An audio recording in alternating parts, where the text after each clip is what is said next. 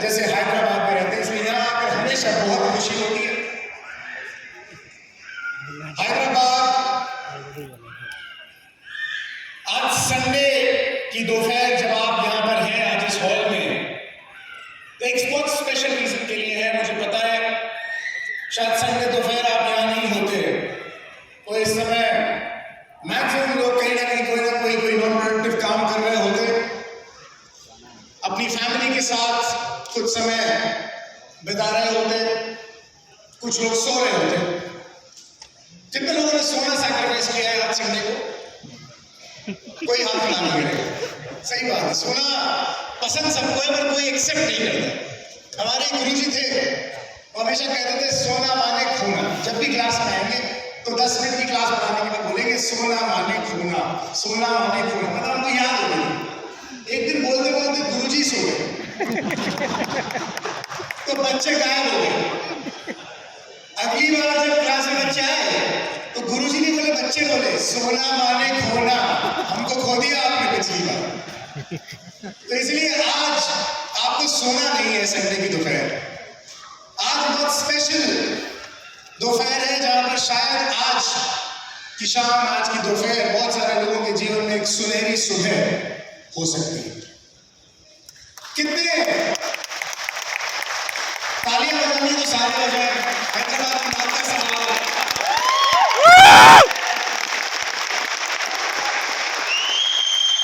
मैं जब से आया हूं यहाँ पे मैं थोड़ा तेलुगु सीखने की कोशिश कर रहा हूँ। చెప్పండి कल रात से चला का मीनिंग क्या होता है? बहुत क्योंकि सब जो वीडियो चालू करे से चला गुड मॉर्निंग, चला खुशी को क्या बोलते हैं पता नहीं, संतोषम, चला संतोषम, क्योंकि वो मिलके खुश हो रहे होंगे सर। अब समझ में आ रहा है खुश हो रहे।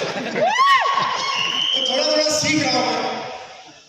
नमस्कार तो नमस्कारम माँ लगाना संस्कृत में, मैंने संस्कृत में पढ़ाई करी है, उसमें भी ऐसे होता है। सही है, संस्कृत से निकली है, बिल्कुल मुझे ठप्पा मिल गया। लोग आ रहे हैं, बहुत अच्छी खुशी की बात है। आपको चेयर मिल जाएगी, ऊपर कुछ चेयर्स खाली है, यहाँ पर 2 रो खाली है, देखिए यहाँ पर भी कुछ रो खाली है, और अगर वो भी भर जाए तो पूरा मंच खाली है। आप स्टेज पर आ सकते हैं, आपका स्टेज पर ही स्वागत है।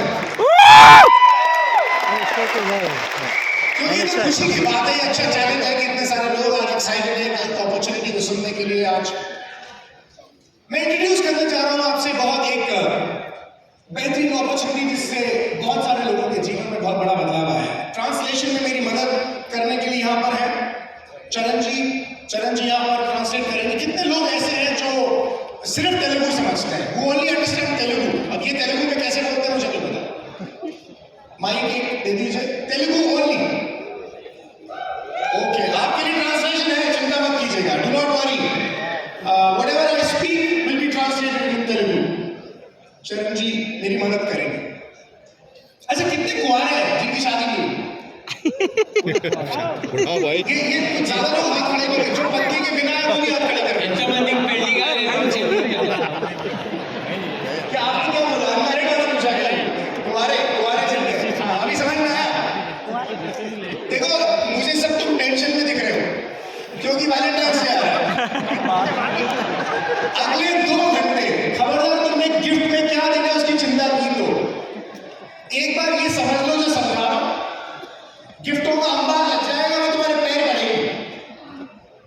समझा कोई आपसे जी? इतने टेंशन में बैठे बेचारे कुवारे जितने ఎవరైతే పెళ్లి కాలేదు వాళ్ళు టెన్షన్ లో కనిపిస్తున్నారట. ఎందుకంటే ఈ వ్యాలంటైన్స్ డేలో ఏ గిఫ్ట్స్ ఇవ్వాలని, సో అవన్నీ మర్చిపోయి ఇది వింటే మీకు చాలా గిఫ్ట్లు వస్తాయి, మీ లైఫ్ మారిపోతుందని చెప్తున్నారు. इसमें तो जरूर चला है। अच्छा, गिफ्ट की टेंशन मुझे नहीं है, मेरी वाली ने नहीं मांगा है, गर्लफ्रेंड ने नहीं, पत्नी ने, शादी हो गई है मेरी। तो अपन तो गिफ्ट लेके जाने वाले हैं नहीं, क्योंकि अपन पिटाई खा लेंगे, गिफ्ट लेके नहीं जाएंगे। तो इसलिए चिंता करना मत, ध्यान से सुनना। जिस बात के बारे में आज हम बात करने जा रहे हैं बहुत इंपॉर्टेंट और सीरियस टॉपिक है, सीरियस डिस्कशन है। दिमाग आपका खुला हो, क्योंकि अगर दिमाग खुला नहीं होगा, 2 चीजें बहुत जरूरी होती हैं खुलना, एक दिमाग और एक पैराशूट।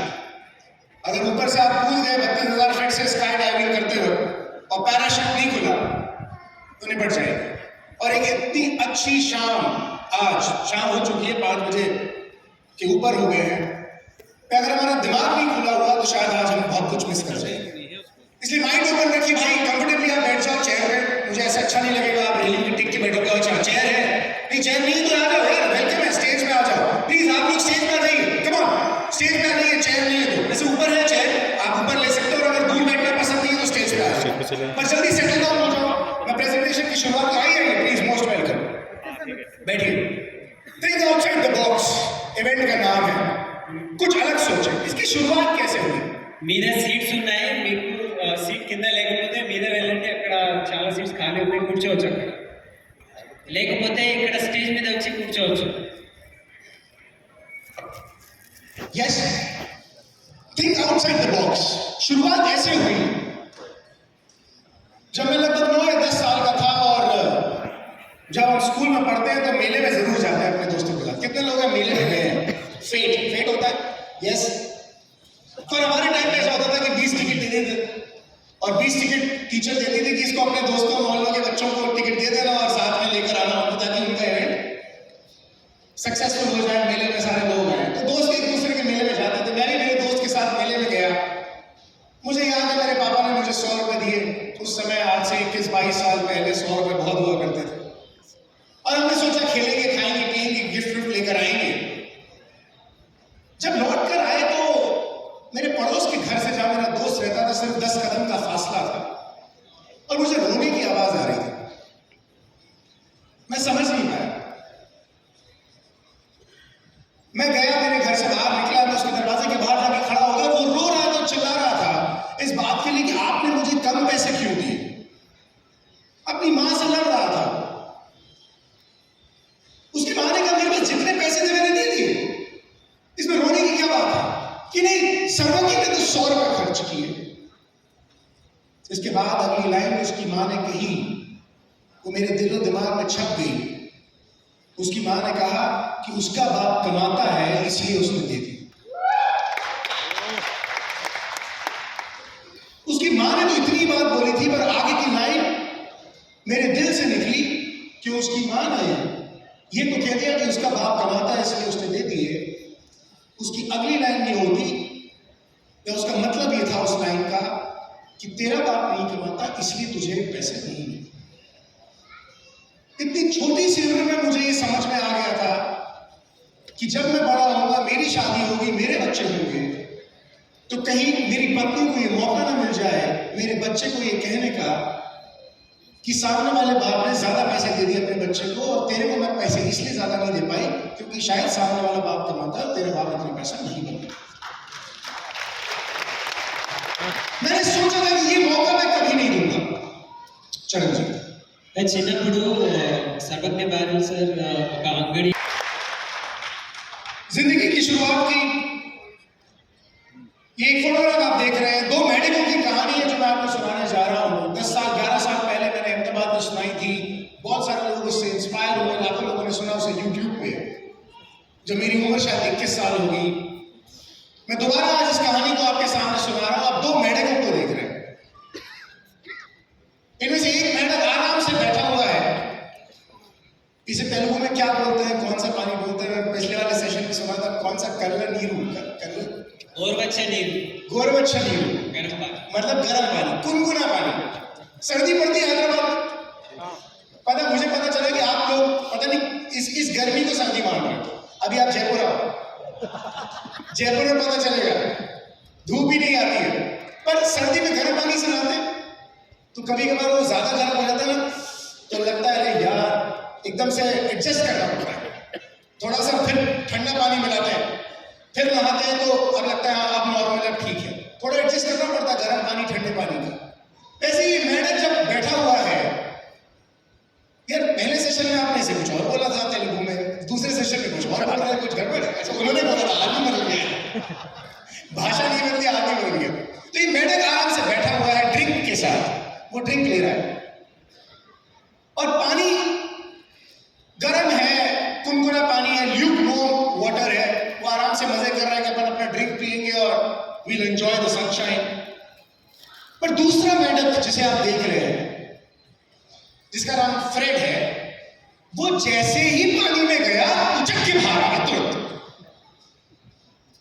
क्योंकि उसने डिसाइड किया, चूज किया कि मैं इस कुनकुने पानी में नहीं रहने वाला। पर वो पहला मेढक अभी भी आराम से बैठा हुआ है। 15 मिनट हुए, पानी का टेम्परेचर थोड़ा और बढ़ा है, अब गर्म लगा उस मेढक को। उसने अपना जल्दी से ड्रिंक फिनिश किया और वो बोला यार थोड़ा एडजस्ट कर लेते हैं, जैसे अपन एडजस्ट करते हैं ना सर्दी वाले दिन गर्म पानी से, उससे थोड़ा एडजस्ट कर लिया। 15 मिनट और हुए, पानी और गर्म हुआ, पानी का टेम्परेचर और बढ़ा है। उसने सोचा थोड़ा और एडजस्ट कर लेते हैं, ठीक है कोई बात नहीं, बाहर निकलने से क्या फायदा। 15 मिनट और हुए, पानी बॉइलिंग टेम्परेचर पर आ गया और मेढक जी सुधर गए, मर गए। एडजस्ट करते करते मेढक बाबू निपट गए। मेरा आपसे सवाल यह है कि हम इन दोनों में से कौन से मेढक हैं, पहले वाले या दूसरे वाले? पहले वाले। क्योंकि ये जो मेढक जिससे एडजस्ट किया, कहीं ऐसा तो नहीं कि हम भी हमारी जिंदगी में एडजस्ट कर रहे हो। यहां से अगर मुंबई जाना हो तो मुंबई जाने के बहुत सारे रास्ते हैं। आराम से बिजनेस क्लास का टिकट लेके फ्लाइट में भी जाया जा सकता है, पैर सीधे करके, रिक्लाइन करके। इकोनॉमी क्लास में भी जाया जा सकता है, या फिर किसी एक ट्रेन के जनरल डिब्बे में भी जाया जा सकता है। थोड़ा सा भाई साहब थोड़ा सा जगह दो ना, या फिर बस में भी लटक के जाया जा सकता है, नॉन एसी बस में एडजस्ट करके। कुछ थोड़ा ज्यादा दिमाग लगाएंगे तो विदाउट टिकट भी चढ़ जाएंगे। अरे टिकट का क्या है, बाथरूम के साइड में बैठ के चद्दर बिछा के चले जाएंगे। जहां अपने बच्चों को एक अच्छे बेहतरीन स्कूल में पढ़ा सकते हैं, जो दिखता है हमें बाहर से कि कितनी अच्छी सुंदर स्कूल की बिल्डिंग बनी है, पर हम शायद कोई एक छोटे से सरकारी स्कूल में अपने बच्चे के एडमिशन कराते हैं। क्यों? क्योंकि एडजस्ट करना है। जहां हमें लगता है कि यार एक बेहतर जिंदगी जीनी चाहिए, बच्चों को अच्छे कपड़े, अच्छी एजुकेशन, पत्नी के लिए अच्छे गिफ्ट, अच्छा मकान, अच्छी गाड़ी हो सकती है, वहां पर हम सोच रहे हैं कि नहीं यार क्यों, थोड़ा एडजस्ट करते हैं ना। जब पेट्रोल 80-90 रुपए था, अब पेट्रोल बढ़ के 125 रुपए हो गया है, तो हम सोच रहे हैं यार कोई बात नहीं, गाड़ी ज्यादा तो चलानी है, अपन साइकिल पे चलते हैं ना। इसे कहते हैं एडजस्ट करना। अगर हम ऐसा कर रहे हैं तो माफ कीजिए, हम बनना तो चाहते हैं पहला वाला, बनते हैं दूसरे मेढक। कहीं ऐसा तो नहीं है कि दूसरे मेढक की तरह ही हम एडजस्ट कर रहे हैं लाइफ। अगर लाइफ में एडजस्टमेंट चल रहा है तो शायद आज कुछ मेढक वाला रोल बदलने की जरूरत है। मैंने चूज किया था कि मुझे ऐसी जिंदगी नहीं चाहिए जैसी जिंदगी एक एवरेज व्यक्ति की होती है, मुझे कुछ चाहिए था अलग। कितने सारे ऐसे लोग हैं आज इस प्रोग्राम में जो आज आए हैं, वो अपने परिवार को एक बेहतर जिंदगी देना चाहते हैं। ఎంతమంది ఉన్నారు మీ పరివారానికి మంచి బ్రతుకు ఇవ్వాలని అనుకుంటున్నారు? तेलुगु सुनने के बाद तो सबके हाथ खड़े होने चाहिए। जिनके हाथ खड़े नहीं हो रहे उनको भरोसा नहीं हो रहा है, बातें बहुत बड़ी बड़ी हो रही है। ऐसा तो नहीं लग रहा कोई बड़ी बड़ी बात करने वाला नहीं है हम यहाँ पे। आज सिर्फ एक इंफॉर्मेशन ट्रांसफर कर रहे हैं, एक रास्ता खोल रहे हैं आपके लिए। यहां से मुंबई जाने के बहुत सारे रास्ते हो सकते हैं। अगर आपको अभी तक समझ में आया कि मुंबई जाने का कौन सा रास्ता है, तो आज एक रास्ता और पता लग जाएगा। जाना नहीं जाना वो आपके हाथ में है। कुछ लोग चूज करेंगे कि हमें जाना है, कुछ लोग चूज नहीं करेंगे। इसीलिए सब लोग सफल नहीं होते, क्योंकि सब लोग डिसाइड भी नहीं करते। डिसाइड कर ले, काम हो जाए। हम आगे बढ़ते हैं। अलग सोच वाले लोग कैसे होते हैं? भैया थोड़ा उससे पहले वाला और जो प्लीज ट्रांसलेशन से पहले वाली स्लाइड प्लीज। ఇక్కడ ఈ ఫోటోలో ఫస్ట్ మొదటి కప్ ఏదైతే ఉన్నది అది మెల్లగా ఆరాంసే पता है कि नहीं, हमें पता है कि नहीं कि हम आउट ऑफ द बॉक्स सोच भी रहे हैं कि नहीं सोच रहे हैं, पर दुनिया में तो लोग सोच रहे हैं, बहुत अलग सोच रहे हैं। आज तक मुझे लगता था कि इंसान जब मर जाता है तो अखबार में फोटो आता है। पहली बार मैंने देखा, मुझे समझ में नहीं आया। ये मैंने मेरे हाथ से फोटो ली है अखबार की, जयपुर में आया था, मैंने पढ़ा श्रद्धांजलि, हमारे मित्र सुरेश अरोड़ा जी। जब मैंने नाम पढ़ा तो फोटो से मैच नहीं हुए सुरेश अरोड़ा जी। मुझे समझ नहीं आया कि सुरेश अरोड़ा जी बदल कैसे गए। फिर बाद में आगे पढ़ा कि प्रिय साथी कोला, तो समझ में आया कि जो लेफ्ट साइड में फोटोग्राफ है वो कोला का है। कोला उनके पेट का नाम था, यानी कि कुत्ते का नाम था। मैं कुत्ता बोलूंगा बुरा मान जाऊंगा, उनके पेट का नाम कोला था। वो मर गया बेचारा, तो उसके लिए कंडोलेंसेस प्रिंट करी है उन्होंने अखबारों में अपने प्रिय कोला के लिए। और नीचे लिखा है श्रद्धावनत मित्र मंडली। ये भी एक तरीका हो सकता है सोचने का कि उनका कुत्ता उनको इतना प्यारा था कि अखबार में फोटो आ गया। मतलब इतना इन्वेस्टमेंट तो मतलब ये 7,000 रुपए का होगा करीब एडवर्टाइजमेंट, पर इतना इन्वेस्टमेंट उन्होंने अपने कोला के लिए किया। सुरेश अरोड़ा जी का प्रिय साथी। Think out of the box. इसके बाद स्लाइड में जो शूट, ये क्या है? Funeral management. कमाल जी आपने सुना नहीं होगा। ये फ्यूनरल मैनेजमेंट कंपनी है, यानी कि अंत समय को मैनेजमेंट करने के लिए एक कंपनी खोल ली गई है। ये कंपनी पता क्या बोलती है? आपको कुछ नहीं करना है, आपको बस मरना है। मतलब सही शब्द आया इंतकाल मैनेजमेंट। ये ज्यादा ठीक है, खबर साहब चले गए। मेरी दादी कहते कहते थक गई, तुम अगर किसी की शादी में नहीं जाओगे जमाल भाई, किसी के मरने में नहीं जाओगे, तुम्हारे यहाँ कौन है? हमेशा ये बोल के उन्होंने हर जगह भेजा। जब से मुझे कंपनी के बारे में पता चला है, मैंने हर जगह जाना बंद कर दिया। क्योंकि ये पता क्या बोलते हैं? आप बताओ आपको कितने लोग चाहिए आपके मरने पे? आपको 500 लोग चाहिए, 500 लोग आ जाएंगे। ये कंपनी मैनेज। और हमको इतना मल्टीनेशनल प्रोडक्ट, इतने सारे कॉर्पोरेट वर्ल्ड के लोग बैठे हुए यहाँ पे, अपना प्रोडक्ट कहीं भाई दिखाने में शर्म आती है हमको। इनका प्रोडक्ट क्या है? अर्थी। ये अर्थी दिखाने के इन्होंने स्टॉल पे रखी कि सबको ये सबको जाना है इसमें। अर्थी उनका प्रोडक्ट है। और आप उनको बोलो कि मुझे 500 लोग चाहिए, 500 लोग आ जाएंगे। जैसा अरेंजमेंट चाहिए वैसा अरेंजमेंट हो जाएगा। कोई ऐसा भी सोच सकता है? हमने सोचा out of the box thinking नहीं है कि मरने के बाद का अरेंजमेंट करने के लिए कम नहीं। हमको हंसी आ रही है, करोड़ों की फंडिंग मिल गई, करोड़ों की फंडिंग मिल गई। और मैं जहां भी जाके बताता हूं, लोग क्या मोबाइल पे डाल के तुरंत चालू कर देते हैं, वो खुद का मैनेजमेंट चालू हो जाता है तुरंत। अभी आप मत करना, पर ये out of the box thinking है। क्या करें? नेक्स्ट, ये व्यक्ति है जो बंगाल में वीडियो के सामने कुत्ते की तरह भौंक रहे हैं। ये रियल घटना है, अभी 1 महीने 2 महीने पुरानी है। तो आपको समझ नहीं आएगा कि आदमी कुत्ते की तरह क्यों भौंक रहा है। हुआ क्या कि अपना राशन कार्ड बनवाने गए और राशन कार्ड पे उन्होंने नाम अपना दिया कि भैया मेरा नाम है सुकांत कुमार दत्ता। तो उन्होंने सबसे पहले कर दिया सुकांत।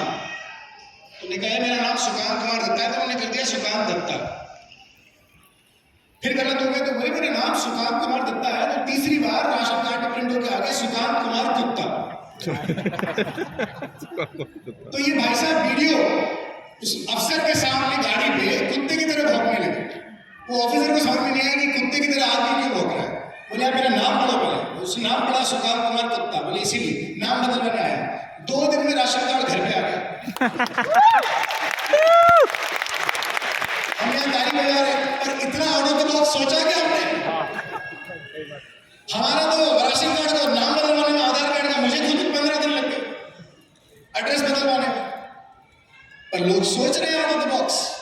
हम सोच रहे हैं कि नहीं सोच रहे हैं? हमने ये सोचा कि नहीं सोचा? आज हमें सोचना है। दुनिया बदल रही है, तरीके बदल रहे हैं। ये वॉरिक बिजनेस स्कूल का फोटोग्राफ है मेरा, जब मैं वहां पर 1 साल पढ़ाई की। मैंने यहां से मैं गया, MSc किया मैनेजमेंट में। मैंने 1 साल उन लोगों के साथ बताया जो लोग सफल हैं, जिनके परिवार सफल हैं। वो ऐसे लोग जो कोई व्यक्ति 7-8 हजार करोड़ की कंपनी का मालिक है, वैल्यूएशन में नहीं, in real terms, in real money 7-8 हजार करोड़ की कंपनी के मालिक हैं। वो मेरे पड़ोसी थे। एक दिल्ली के पूर्व मुख्यमंत्री की पोती वहां पर मेरे साथ थी। एक मुंबई के एक प्रेजेंट सिटिंग MLA, उनका बेटा वहां पर साथ में थे। ऐसे कई सारे लोग, न सिर्फ हिंदुस्तान में बल्कि 20 देशों के लोग वहां मेरे साथ थे, जिनके साथ मैं समय बिता के ये जानना चाहता था कि सफल लोग सोचते कैसे, कि पैसे वाले लोग सोचते कैसे, कि ये सफल कैसे हो जाते हैं हर चीज में जिस चीज में वो हाथ डालते हैं। वहां पे रोल्स रॉयस के ऑपरेशन हेड हम पढ़ाने आया करते थे। हमारे कोर्स के डायरेक्टर, कोका कोला के डायरेक्टर हुआ करते थे, कभी वो पढ़ाते थे। और वहां से आने के बाद, एजुकेशन लेने के बाद जिस चीज मैंने जीरो डाउन किया वो चीज आज हम यहाँ पे शेयर करने वाले हैं आपसे। वो एक बिजनेस, वो तरीका, वो सोचने का तरीका, वो कौन से ऐसे लोग होते हैं जो सफल हो जाते हैं, वो चीज आज आपको समझ में आएगी यहाँ पर। इसको करके बहुत सारे लोग हैं जो फ्रंट सीट पे बैठे हुए हैं, वो सफल हुए हैं। मैं आपको अपने आप से इंट्रोड्यूस करा रहा हूं, उसके बाद एक ऐसी पर्सनालिटी से इंट्रोड्यूस करा रहा हूं जो कि अमेरिका में रहते हैं, पॉल ज़ेन पिल्जर। बहुत सारे लोगों ने नाम सुना होगा इनका, बहुत सारे लोगों ने नहीं भी सुना होगा। मेरी इनकी मुलाकात 2012 में हुई, आप फोटोग्राफ में देख सकते हैं, वहां पर प्रिंटेड है 2/8/2012। पॉल ज़ेन पिल्जर वो व्यक्ति हैं जो अमेरिका के 2 एक्स प्रेसिडेंट्स के इकोनॉमिक एडवाइजर रह चुके हैं, जिन्होंने कई सारी किताबें लिखी हैं जो बताते हैं कि आगे किसका ट्रेंड आने वाला है। आप देख सकते हैं, मैं बैठा हूं, साथ में मेरे फादर हैं। पॉल ज़ेन पिल्जर एक आइलैंड का स्टोरी बताते हैं। वो बताते हैं कि एक आइलैंड था जिसमें 10 लोग रहा करते थे, और वो 10 के 10 लोग रोजाना मछली पकड़ने जाते थे। हर आदमी मछली पकड़ के लेकर आता था, 10 मछली, और इस तरह 100 मछली आइलैंड पे आती थी रोजाना। अभी कुछ 2 लोगों के, 10 में से 2 लोगों के दिमाग में कुछ खुराफाती छूटी, out of the box thinking. तो उन्होंने सोचा, यार हम रोजाना जाते हैं, 10 लोगों की इतनी मेहनत होती है, क्यों ना एक बोट बनाई जाए और एक नेट बनाई जाए, ताकि हम जाएं और ज्यादा मछली पकड़ कर आ जाए। कुछ सालों में वो सफल हो गए। अब होता यह है कि एक आदमी जाता है, वो बोट चलाता है, एक आदमी जाता है, वो नेट फेंकता है, और आइलैंड पे 500 मछली आ जाती है। आइलैंड का फिश का प्रोडक्शन 500% अप हो गया। पहले 100 आती थी, अब 500 आती है। बट आइलैंड के पास एक बड़ा प्रॉब्लम है, 80% अनएम्प्लॉयमेंट। वो 8 लोग करें क्या? क्योंकि वो 10 लोगों को काम सिर्फ 2 लोग करने लग गए हैं, 8 लोगों के पास काम नहीं है। यही एक बड़ा प्रॉब्लम हमारी कंट्री के साथ आज के समय पर है। जब आप ये तो देख रहे हैं कि कुछ दुनिया के अमीरों में हमारे देश के लोग शामिल हो गए हैं, पर एट द सेम टाइम हम ये नहीं देख रहे हैं कि बेरोजगारी की दर बढ़ती जा रही है, बढ़ती जा रही है, बढ़ती जा रही है। नौकरी पे जाना किसे पसंद है? किसी को पसंद नहीं है। प्रॉब्लम ये नहीं है कि नौकरी पे जाना पसंद है कि नहीं, प्रॉब्लम ये है कि लोगों के पास काम नहीं है, लोगों को काम चाहिए। और आने वाले टाइम में भी हो सकता है कि इकोनॉमी हमारी कई ट्रिलियन में पहुंच जाए, पर अनएम्प्लॉयमेंट भी एट द सेम टाइम बढ़ते रहे। क्यों? पता है, क्योंकि जो टेक्नोलॉजिकल एडवांसमेंट आइलैंड पे सालों में हुए, वो अब कुछ दिनों में हुए। जैसे जैसे टेक्नोलॉजी बढ़ती जा रही है, वैसे वैसे व्यक्ति का, आदमी का काम खत्म होता जा रहा है। आदमी किसी काम का नहीं है। पहले टोल टैक्स पे एक गाड़ी को 1 मिनट लगता था टोल कटाने में, अब कितनी देर लगती है? 3 सेकंड, 5 सेकंड, 10 सेकंड। और आदमी मिलता है आजकल, कभी मिलता कभी नहीं मिलता। आदमी गायब हो गया। उस आदमी के पास काम कहां से आएगा? पहले सर्जरी करने के लिए कितने सारे सर्जन्स लगते थे ऑपरेशन थिएटर में। मैंने छोटे से छोटा एग्जाम्पल देके बड़े से बड़ा एग्जाम्पल आपको दे रहा हूं। एक ऑपरेशन थिएटर में जाने के बाद 4-5 डॉक्टर्स, सर्जन्स रहते थे। आजकल एक रोबोट रहता है, एक सर्जन रहता है। रोबोट जाता है बॉडी के अंदर। बहुत सारी सर्जरी आज आप देखेंगे रोबोटिक सर्जरी हो रही है। आप सड़क पर चलते हैं, मैं भी अभी आ रहा था यहाँ पे, तो मैंने देखा किसी हॉस्पिटल में लिखा था रोबोटिक सर्जरी, यानी कि रोबोट अंदर जा रहा है और उसको ऑपरेट कर रहे हैं बाहर से डॉक्टर, कि रोबोट क्या करेगा अंदर जाकर। आदमी का काम खत्म होता जा रहा है, क्योंकि एक बेहतरीन काम है जो हम सबसे बेहतर करते हैं, और वो है पॉपुलेशन। सबसे बढ़िया काम करते हैं हम। क्या थे? 125 करोड़, 130 करोड़। उससे अब 2022 में 140 करोड़ दिख रहा है, 2023 में 141 करोड़, 141 करोड़, 2027 तक का फिगर है। और मुझे लगता है हम इसको भी क्रॉस कर जाएंगे, 150 करोड़ हो जाएंगे। चाइना को एक काम में पीछे हम छोड़ेंगे तो इस काम में पीछे छोड़ेंगे। जब इतने सारे लोग होंगे और काम नहीं होगा, तो पर कैपिटा इनकम बढ़ेगा कैसे? कैसे ग्रोथ होगी हिंदुस्तान की? कैसे ग्रोथ होगी लोगों के पर कैपिटा इनकम की, एक एवरेज सैलरी की? क्योंकि दुख की बात यह है जब हम स्टैट्स देखते हैं, स्लाइड इसके पहले जब हम एवरेज सैलरी देखते हैं पूरी दुनिया में तो दुख होता है बहुत। मैंने इसमें इंडिया की सैलरी नहीं लिखी, एवरेज सैलरी। आपको पता है एवरेज सैलरी स्विट्जरलैंड में क्या है? 4,45,000 रुपए, 4,45,000 एवरेज सैलरी स्विट्जरलैंड में। फर्स्ट वर्ल्ड कहलाता है। और थर्ड वर्ल्ड पे आके देखें हम तो इंडोनेशिया में 27,000 रुपए। इंडोनेशिया वो कंट्री जहां पे पॉजिटिव एक्सचेंज है, यानी कि इंडिया से अगर आप जाएं और रुपया देंगे तो आपको ज्यादा इंडोनेशियन रुपये मिलेगा, पॉजिटिव एक्सचेंज है। उसके बावजूद उनके यहाँ पर एवरेज सैलरी 27,000 रुपए, 27,000। और इंडिया की क्या है? मैंने लिखी नहीं क्योंकि हम सबको पता है। क्या मानते हैं इंडिया की एवरेज सैलरी? 15,000 तो मुझे लगता है ज्यादा है, 10 या 12,000 रुपए। मैं एक जगह पे था, वहां मुझे कहा सर 12-15,000 भी ज्यादा है, क्योंकि सरकारी आंकड़ा ये कहता है कि अगर आप 32 रुपीज 32 रुपए से ज्यादा बना रहे हैं तो आप गरीबी रेखा के ऊपर है, पॉवर्टी लाइन के ऊपर है। ये सरकारी आंकड़ा है, क्योंकि सरकारी आंकड़ा तो ऐसी काम करता है जैसे जब बाढ़ आती है और मान लो कि बाढ़ और पानी खतरे के निशान पे आ गया है तो सरकार खतरे के निशान को ऊपर कर देती है। समझ में नहीं आया, मुझे लगता है तेलुगु में समझाना पड़ेगा। तो इसलिए वो तो ऐसा है कि लोग अगर 30 रुपए कमाने लगेंगे तो सरकार 32 का 30 कर देगी कि अगर आप 30 रुपए से ज्यादा बना रहे हो तो गरीबी रेखा के ऊपर। 10 या 12,000 रुपए का एवरेज सैलरी। आज ही मैंने कहीं कोई एक स्टैट पढ़ा है कि इंडिया का पर कैपिटा इनकम नहीं बढ़ रहा, 10 या 12,000 रुपए ही है। ट्रांसलेशन और इज इट गुड?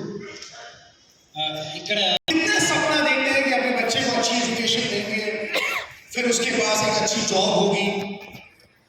कोई एक पेरेंट ने भी देखा था बहुत बड़ा सपना कि उनका बेटा पढ़ाई करेगा। वो IIT खड़गपुर में निकल गया, IIT खड़गपुर से पढ़ के जब निकला उसको फेसबुक में जॉब मिला। फेसबुक एक बहुत बड़ी कंपनी है।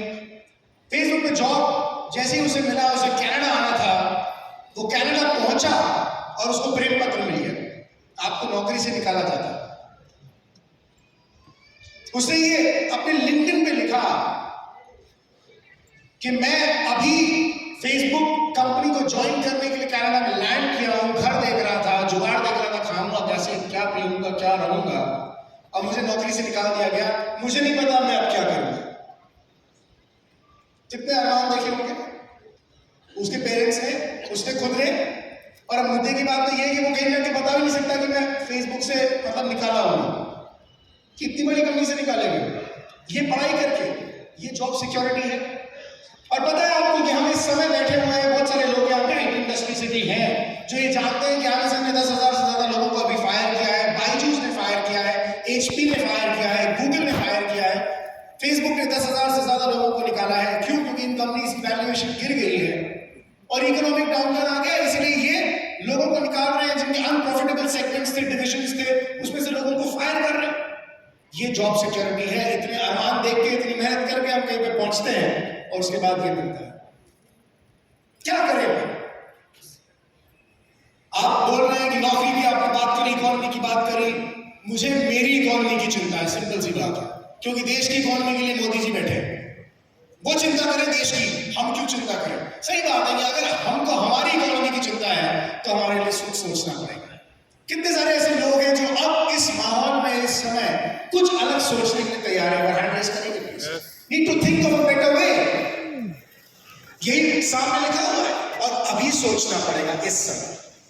मैं इस सोच का व्यक्ति हूं। मैं आपको बता दूं कि जब मैं 9 या 10 साल का था और जब मेरे साथ एक किस्सा घटा, उसका बाप कमाता है, जिसका मतलब सीधा सीधा ये था कि तेरा बाप नहीं कमाता। मैंने सोचा था कि अब बड़ा होकर कुछ बड़ा काम करेंगे, कुछ अलग करेंगे, क्योंकि मेरा एक भरोसा है। अगर मेरे भरोसे के साथ आप भी चेक करते हैं अपना दिल और आपका दिल भी यही कहता है, क्योंकि मेरा दिल ये कहता है कि इस धरती पे, इस मिट्टी में जन्म लेकर अगर एक लड़का क्रिकेट खेल के, जिसका नाम सचिन तेंदुलकर है, अगर वो फरारी ले सकता है तो इसी धरती पे, इसी मिट्टी पे जन्म लेके सर्वाधिक बार पैदा होकर फरारी क्यों नहीं ले सकता? एक आदमी अगर हैदराबाद में लोग इनके पास मेरी एक अच्छे पायदान पर जा सकता है, सफल हो सकता है, बहुत सारा पैसा बना सकता है, या हिंदुस्तान में पैदा होकर ऐसा कर सकता है, तो फिर यहाँ पे बैठा हर एक वो व्यक्ति जो सपना देखता है वो क्यों नहीं कर सकता? ये सवाल मेरा अपने आप से था। आप भी खुद अपने आप से ये सवाल कर सकते हैं, और इसीलिए मैंने शायद कुछ अलग सोचा। इतनी पढ़ाई लिखाई करने के बाद, वॉरेन बिजनेस स्कूल, इतने सफल लोगों के साथ बैठने के बाद सोचा कि कुछ तो ऐसा होगा, कोई एक ऐसा साधन होगा जो मुझे मेरी मंजिल तक पहुंचा देगा। आज उस साधन के बारे में बात करेंगे। कितने लोग बिजनेस करना चाहेंगे मेरे साथ? बिजनेस करें? चलिए सोचते हैं, बिजनेस को एक्सप्लोर करते हैं, क्या होगा बिजनेस में, रीटेल बिजनेस। ओके, ఇక్కడ ఏం చెప్తున్నారంటే సర్వజ్ఞ భారవి గారు ప్రపంచంలో చాలా పెద్ద ఇన్స్టిట్యూట్లో చదువుకున్న తర్వాత వాళ్ళ కాలేజ్లో చాలా పెద్ద పెద్ద వ్యక్తులు ఎమ్మెల్యే వాళ్ళ जिसमें एक रिटेल शॉप डालने में कितना पैसा खर्च होगा? 20 से 25 लाख रुपए। यस शोरूम लगाना होगा, शहर के एक अच्छे एरिया में खोलना पड़ेगा। ऐसा नहीं कि आउटर में जाके खोल लेंगे, कहीं आउटर रिंग रोड के पास खोलने, वहां तो शायद पेट्रोल पंप ही नहीं मिलता है आसानी से, दुकान कौन आएगा वहां? 20 से 25 लाख रुपए का इन्वेस्टमेंट होगा, इतना पैसा चाहिए सबसे पहले, और फिर सक्सेसफुल होंगे कि नहीं पता नहीं।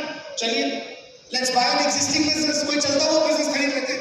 तो सबसे बड़ा सवाल तो ये है कि चलता हुआ बिजनेस आदमी बेच क्यों रहा है? अगर बिजनेस अच्छा चल रहा है तो सामने वाला बेचेगा क्यों? तीसरा ऑप्शन आप बोलेंगे नहीं एक मल्टीनेशनल कंपनी का फ्रेंचाइजी ले लेते हैं। तो फ्रेंचाइजी में तो 25 से 50 लाख रुपए का इन्वेस्टमेंट होता है, और भी ज्यादा इन्वेस्टमेंट होता है। इसमें रॉयल्टी भी जाती है, और गारंटी नहीं है चलेगा नहीं चलेगा।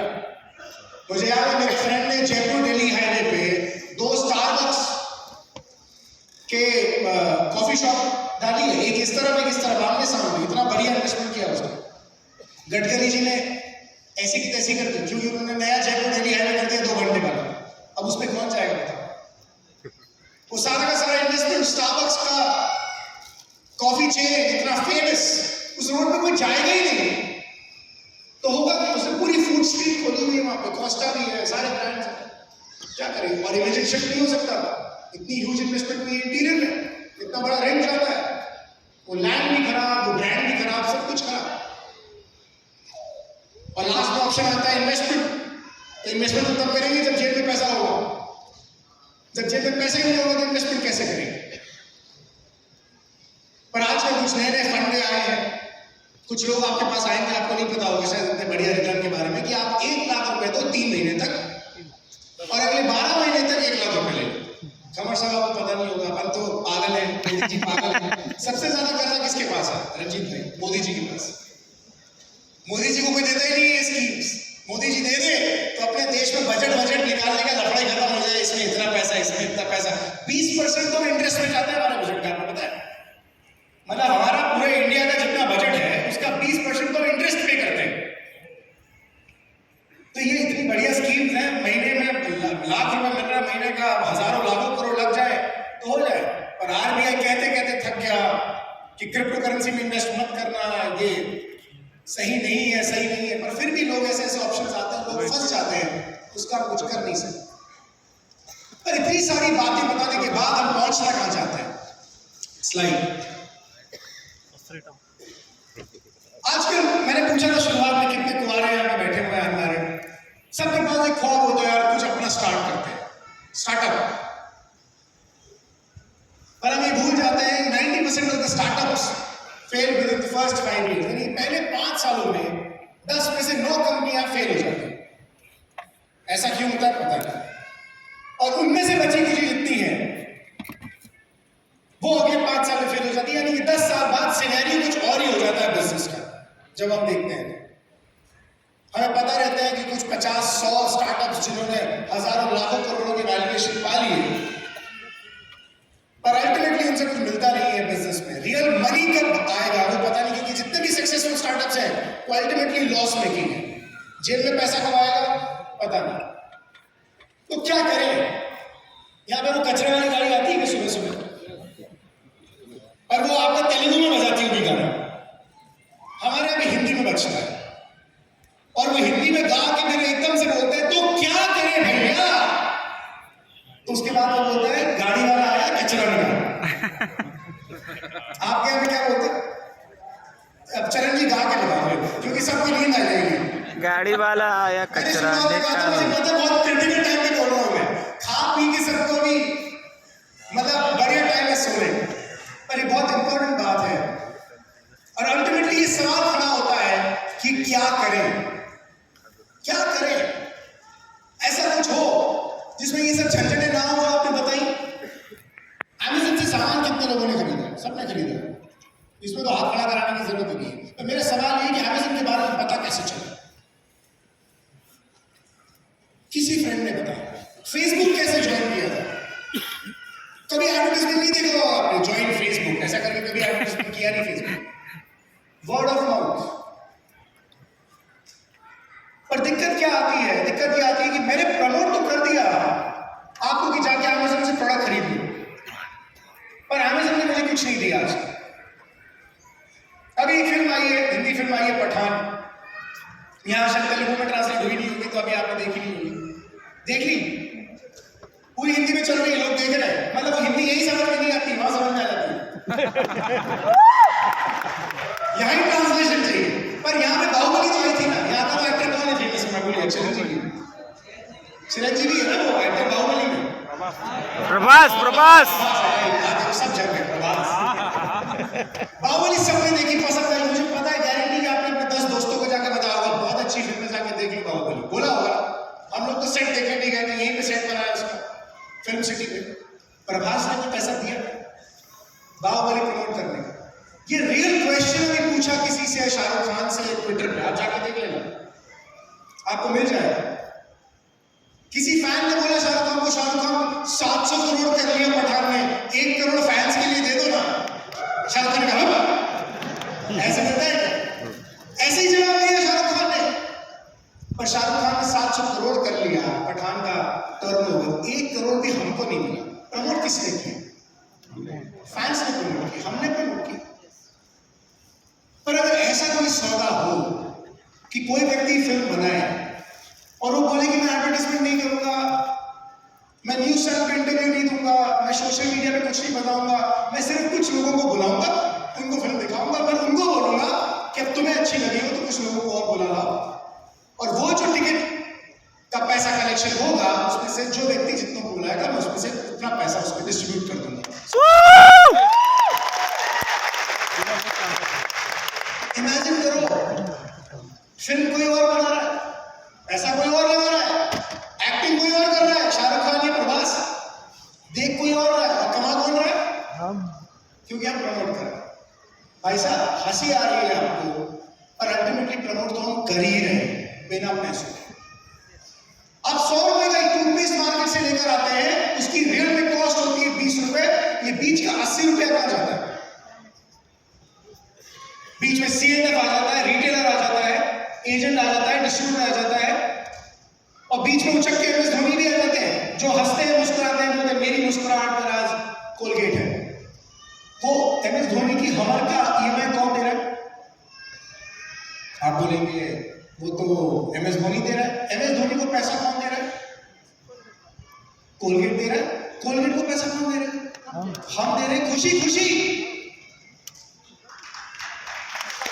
आज तक ये नहीं हुआ। पर अगर एक कंपनी आए वो बोले कि यार प्रोडक्ट मैं बना रहा हूं, वर्ल्ड क्लास क्वालिटी का प्रोडक्ट होगा, यूज आपको करना है, आपके यूज करने पर जो पैसा होगा वो आपकी जेब में आ जाएगा, और अगर 4 लोगों को प्रमोट कर दोगे, वो यूज करेंगे, तो उसका भी कमीशन मैं आपको दे दूंगा। 200 का कैसा? बहुत अच्छा। और एक बार नहीं, जितनी बार ऐसा होगा उतनी बार कमीशन मिल जाएगा। क्योंकि मजे की बात पता है क्या है? जब वो ऐड चलता है, जितनी बार ऐड चलता है, एमएस धोनी को उतनी बार पैसा मिलता है। पर अगर सौदा ऐसा हो कि जब वो टूथपेस्ट इस्तेमाल किया जाएगा किसी और के द्वारा, आपको पता भी नहीं होगा, तब आपके घर में, आपकी जेब में पैसा आएगा, तो सौदा बुरा नहीं है दोस्त। आज एक ऐसी मॉडल के बारे में हम बात करने जा रहे हैं जिसका नाम डायरेक्ट सेलिंग है, नेटवर्क मार्केटिंग है। इसको नाम आप कोई भी दे सकते हैं, जो कॉन्सेप्ट 150 साल से चल रहा है, और आप यकीन नहीं मानेंगे, डायरेक्ट सेलिंग के माध्यम से रोजाना 1400 करोड़ रुपए डिस्ट्रीब्यूट होता है लोगों की जेब में, पूरी दुनिया में 1400 करोड़ रुपए। हम देखेंगे एक वीडियो के माध्यम से कि कैसे ये पॉसिबल हो सकता है।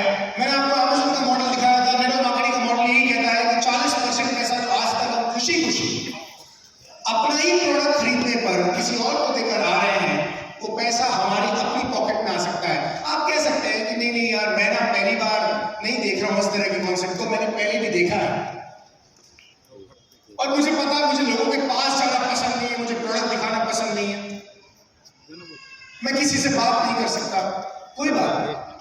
पर आप अपने लिए तो प्रोडक्ट लेकर आ रहे हैं, अपने खुद के लिए, यूज के लिए।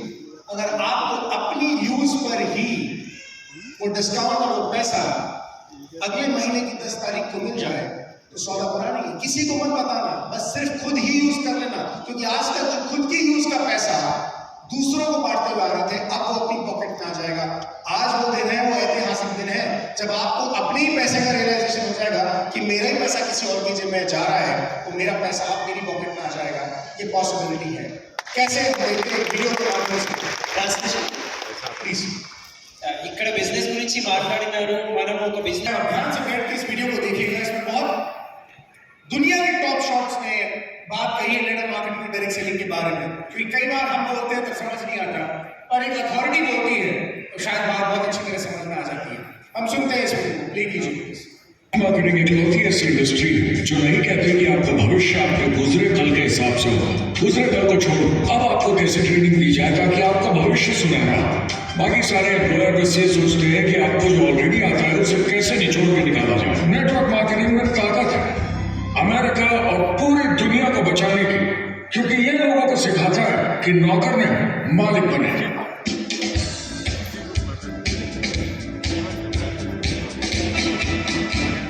डायरेक्ट सेलिंग एसोसिएशन के हिसाब से अगर दुनिया की सारी नेटवर्क मार्केटिंग कंपनीज को जोड़ दिया जाए तो वो $178 बिलियन या 12,460 अरब रुपए की सालाना रिटेल सेल करते हैं। आइए समझते हैं कि ये कितना बड़ा होता है। नेशनल फुटबॉल लीग साल के $9 बिलियन या 630 अरब रुपए बनाती है। म्यूजिक इंडस्ट्री साल के $16 बिलियन या 1,120 अरब रुपए, और मूवी इंडस्ट्री साल के $80 बिलियन या 5,600 अरब रुपए। एवरेज निकाला जाए तो नेटवर्क मार्केटिंग कंपनीज 178 बिलियन का करीब 40% कमीशन डिस्ट्रीब्यूटर्स को देती हैं। यानी साल के $71 बिलियन, यानी महीने के $6 बिलियन, यानी $200 मिलियन या 1400 करोड़ हर दिन की कमीशन। मतलब ये काम कर रहा है और लोग बहुत पैसे बना रहे हैं नेटवर्क मार्केटिंग में। जिस तरीके से नेटवर्क मार्केटिंग इंडस्ट्री पिछले 10, 15, 20 सालों में उभर कर आई है और ज्यादा लोग अब इसमें शामिल हो रहे हैं, मार्केट में ज्यादा फैल रही है और इसीलिए मार्केट में लोग अब समझने लगे हैं कि हम कौन और क्या हैं। आजकल बाकी कंपनीज डायरेक्ट सेलिंग कंपनीज की तरफ देखकर सोच रही हैं कि ये कुछ तो है, लोग पैसे बना रहे हैं, कंपनी मुनाफा बना रही है, लोगों में काम करने का जोश है, प्रोडक्ट मार्केट में पहुंच रहा है, शायद हमें भी ये करना चाहिए। कुछ लोगों को लगता है केवल ऊपर के लोग पैसा बनाते हैं। आइए ये भी देख लेते हैं। नेटवर्क मार्केटिंग की दुनिया में करीब 500 लोग पूरी दुनिया में ऐसे हैं जो $1 मिलियन या 7 करोड़ रुपए से ज्यादा सालाना कमाते हैं। अगर इसे $2 मिलियन कर दिया जाए तो होता है $1 बिलियन साल का, यानी साल के 71 बिलियन में से $1 बिलियन गया, बचा 70 बिलियन। तो बाकी का पैसा कहाँ जाता है? ये जाता है बाकी सारे पार्ट टाइम लोगों को जो कुछ $100 से लेकर महीने के हजारों डॉलर्स तक बनाते हैं। ये जाता है उन लोगों को जो इसे फुल टाइम करियर बनाते हैं और इससे भी ज्यादा कमाते हैं। हर दिन लोग नेटवर्क मार्केटिंग से कमाए हुए पैसों से अपने लोन चुका रहे हैं, मजे कर रहे हैं और अपनी जिंदगी बेहतर बना रहे हैं। मैं जिस भी नेटवर्क मार्केटिंग वालों को जानता हूँ वो 50 के दशक से ऐसा कर रहे हैं। वो काम पे जाते हैं जब उनका मन होता है, वो काम बंद कर देते हैं जब वो अपने बच्चों के साथ समय निकालकर घूमने जाना चाहते हैं, उन्हें स्कूल छोड़कर आते हैं, जब वो घर जाते हैं तब काम वापस शुरू हो जाता है। सबसे बड़ी चीज जो मैंने देखी वो ये कि लोग ज्यादा खुश हो गए हैं जिंदगी में। MLM ने सबसे ज्यादा देशों में सबसे ज्यादा लोगों को करोड़पति बनाया है और मैंने उनसे बात की 67 कंट्रीज में किसी भी दूसरे बिजनेस के मुकाबले 0 से करोड़पति। अगर आपके पास चॉइस है 10 साल जॉब करने की या 10 साल नेटवर्क मार्केटिंग बिजनेस करने की, तो नेटवर्क मार्केटिंग में काम करने का रिजल्ट बेहतर होगा। बहुत सारे लोग इसको अपना फुल टाइम करियर बना रहे हैं और बहुत अच्छा कर रहे हैं लाइफ में? नेटवर्क मार्केटिंग बहुत अच्छा रहा है, जिसको भी मैं जानता हूँ उसके लिए, क्योंकि उन्होंने इसमें सीरियसली काम किया और बहुत सफलता हासिल की। एक के बाद एक बहुत सारी सक्सेस स्टोरीज सुनी है और उनके खरीदे सामान भी देखे हैं जो इस बिजनेस से उन्होंने लिए हैं। कितने लोग इस बिजनेस में हैं? करीब 16 मिलियन अमेरिकन और 96 मिलियन यानी 9 करोड़ 60 लाख लोग पूरी दुनिया में नेटवर्क मार्केटिंग करते हैं। एक रीसेंट सर्वे के मुताबिक उसमें से 82% लोग इस बिजनेस से खुश या बहुत खुश हैं, तो नेटवर्क मार्केटिंग में जम गए।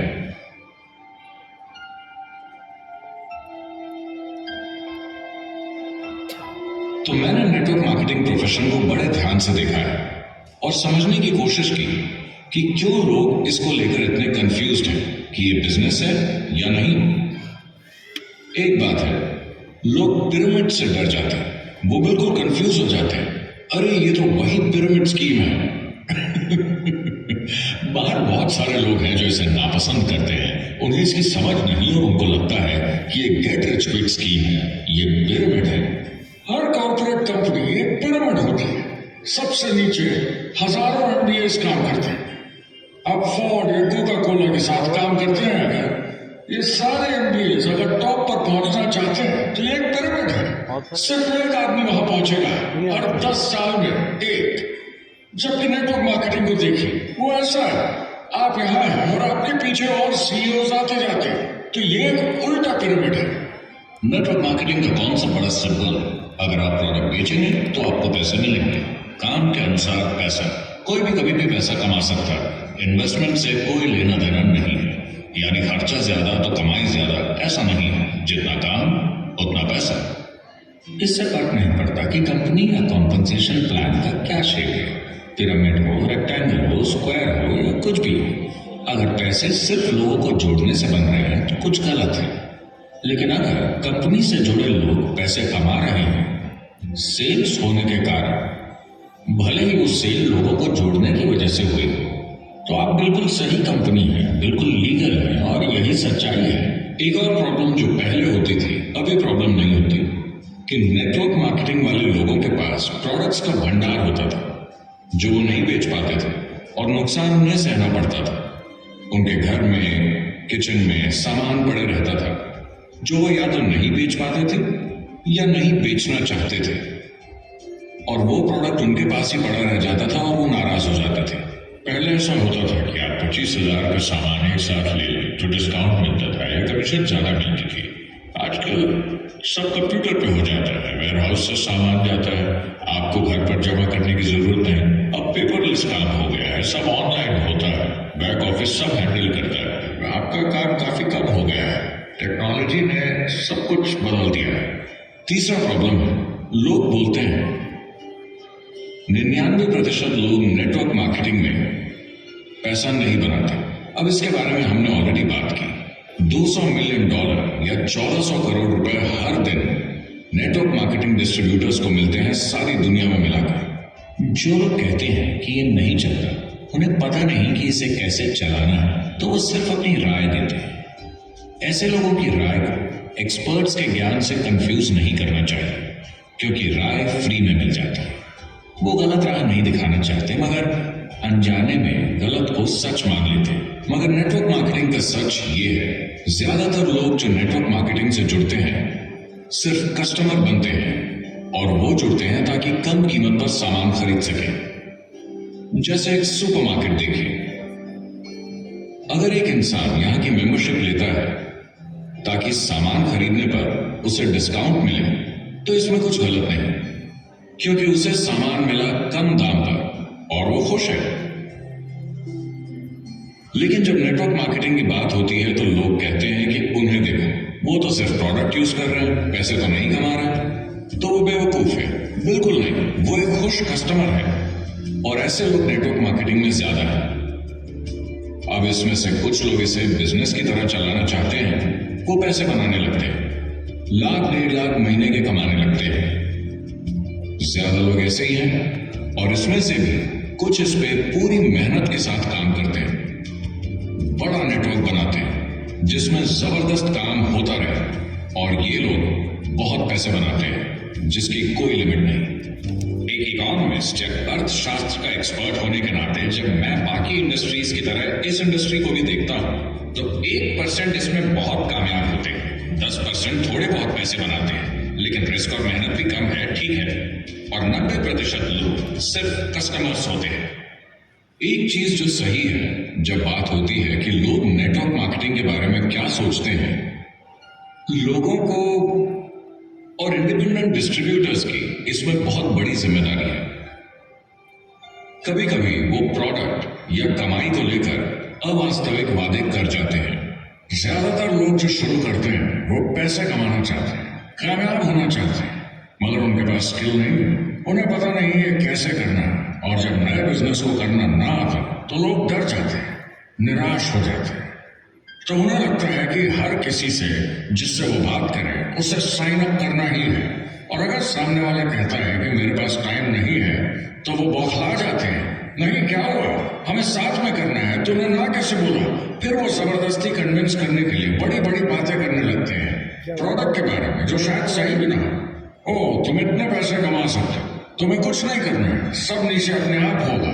तो आप बिल्कुल गलत तरीके से इस बिजनेस को समझाते हैं और लोगों के पीछे पड़ जाते हैं, क्योंकि आपको लगता है कि कामयाब होने के लिए सबको साइन अप करना ही होगा, जबकि ऐसा नहीं है। एक बहुत जरूरी बात जो मैं हमेशा कहता हूं, सारी डायरेक्ट सेलिंग कंपनीज और डिस्ट्रीब्यूटर्स से आपको अवास्तविक वादे करने की जरूरत नहीं। नेटवर्क मार्केटिंग की सच्चाई है, इसमें बहुत मेहनत है, हार्ड वर्क है, अपने आप को बदलना होगा। दूसरे बिजनेस की तरह ये भी एक बिजनेस है, इसमें कुछ वक्त लगेगा, मगर ये ज्यादा अच्छा है। आपने सुना एक्सपर्ट्स क्या कह रहे हैं, मुझे पता नहीं आपको कितना क्या समझ में आया नहीं आया, पर एक बात कहकर मैं अपनी बात को समाप्त करूंगा और अब नेक्स्ट स्पीकर को यहाँ पे इनवाइट करेंगे, जो कि हम प्राउड फील करते हैं कि आज वो हमारे बीच है और आपसे बात करेंगे, इस सेशन को और डिटेल में लेके जाएंगे, इस कॉन्सेप्ट को और डिटेल में आपको समझाएंगे, क्योंकि उनका एक्सपीरियंस हम सबके एक्सपीरियंस से बहुत ज्यादा है। मेरी शादी हुई जब 2017 में, तो मेरी शादी के बाद जब मेरी शादी हुई तो मेरे दोस्तों की भी शादी आसपास ही होनी थी। 3 महीने बाद करीब मेरे एक दोस्त की शादी बीकानेर में थी। यहाँ है कोई बीकानेर से जिसके रूट्स आते हैं बीकानेर से? चरण जी का फैमिली है, और बीकानेर से नहीं, राजस्थान से, बीकानेर से है कोई और भी है शायद, किसी ने और आवाज दी। तो मैं मेरे दोस्त की शादी में बीकानेर गया था, और अब ऐसा है कि हिंदुस्तान में तो ये प्रॉब्लम है ना कि जहां जाओ वहां पे क्या अच्छा मिलता है वो घर वालों के लिए लेके जाना पड़ता है। तो अब हम यहाँ पे ढूंढने निकले कि भाई क्या अच्छा मिलता है यहाँ पे, तो वहाँ पे सेब और रसगुल्ले अच्छे मिलते हैं, तो उसकी फेमस दुकान ढूंढी। पर हिंदुस्तान में हम अपनी मर्सिडीज में गए थे, काला रंग की मर्सिडीज, कमाल भाई जैसे आपकी वैसी सेम, ड्राइवर साथ में था। तो हमने पूछा दुकान कहाँ है, तो बोले वहां पर है, वहां आपकी गाड़ी नहीं जाएगी। हमने कहा उतर के जाएगी, हमने कहा कितना दूर है, बोले बस ये रहा। तो ये रहा के चक्कर में 1.5 किलोमीटर चला, 1 किलोमीटर में और चेरी मेरी भाई हम चल के गए। हमने दुकान से सामान खरीदा, सेब और रसगुल्ले हम लेके आ रहे। मैंने कहा भाई अब वापस नहीं जा सकते पैदल, अब तो अपना ऑटो करेंगे। मैं ऑटो वाले को रोका, मैंने ऑटो वाले से बात करना था, तभी कोई एक लड़का आया पीछे से, तो चेरी को पूछता है, वो चेरी को नहीं जानता था, बोले ये क्या सर्वज्ञ भारत है? तो चेरी बोली हाँ। नहीं, उसको चेरी को समझ में नहीं आया, कोई उसके पति के बारे में, नए पति के बारे में क्यों पूछा, नए पति क्या उद्देश्य है? तो बोला धीरे से कि मुझे ना इनके साथ फोटोग्राफ लेनी है, आप प्लीज मिला देंगी? तो चेरी ने मुझे बोला कि तुम्हें कोई पूछ रहा है, मैं पीछे घुमा, उससे फोटो खिंचवाई, उससे हाथ मिलाया। वो दिन है और आज का दिन है, अपन चौड़े दिन मेरे भाई जितने वैलेंटाइंस डे मनाने के लिए बैठे हैं यहाँ पे, संडे अपना बलिदान दिया है, उन्होंने सैक्रिफाइस दिया है आज, क्योंकि यहाँ नहीं होते तो कहीं और होते। मैं उनसे बोलना चाहता हूँ, तुम्हें कुछ समझ में आया हो नहीं आया हो, हिंदी समझ में आई हो, तेलुगु समझ में आई हो, या अंग्रेज समझ में आया हो नहीं आया हो, इतना समझ लेना कि अपनी पत्नी पे अगर इंप्रेशन मारना है तो इस धंधे से ज्यादा बढ़िया धंधा नहीं है। शादी के 3 महीने बाद इससे अच्छा और इंप्रेशन कोई हो नहीं सकता। Thank you so much, that's my time.